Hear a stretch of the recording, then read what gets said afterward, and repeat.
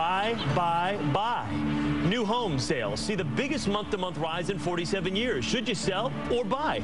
We're going to tell you whether to join the boom or beware a bust.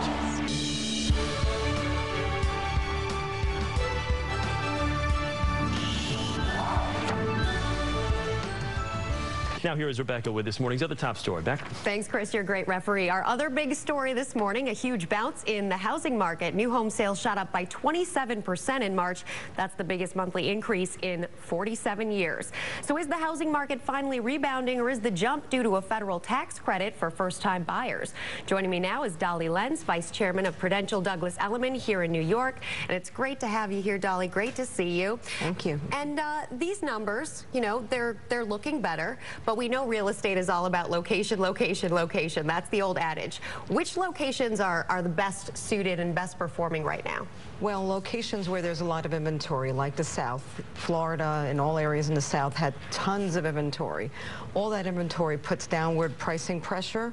Downward pricing pressure at some point gets absorbed. So what we're seeing is things getting absorbed because of the tax credit, because of the downward pricing pressure, and people are saying, well, gee, this is about as cheap as it's going to be. Let me jump in. As cheap as it's going to be. So does that mean this market is better for a buyer, or is it better for a seller? No, I think it's definitely better for a buyer who's qualified, without a question, better for a buyer. But sellers can now start thinking about putting their properties on the market because things are getting absorbed.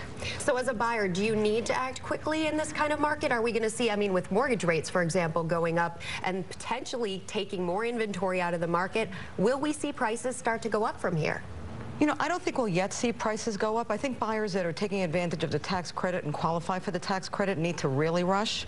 But the rest of the buyers actually are better off holding off a bit to see what happens after the tax credits. So overall, is the market in recovery mode? How would you characterize it? It's better. Okay. And with that better factor going for us, is Obama, as the president, is he going to have to do more tax credits to get things really rolling, or do you see that coming up down the pike? I see it coming up, but I think it's probably not a good idea, because if something's on sale forever, then it's really not on sale. Then that's a new price. We all know this as shoppers in stores these days. Every day you go in and there's a new sale. Exactly. And then you say, well, that's not really a sale. It'll be here next week. All right. Dolly Lenz, it's great to see you. Have a great morning. Thanks for being here.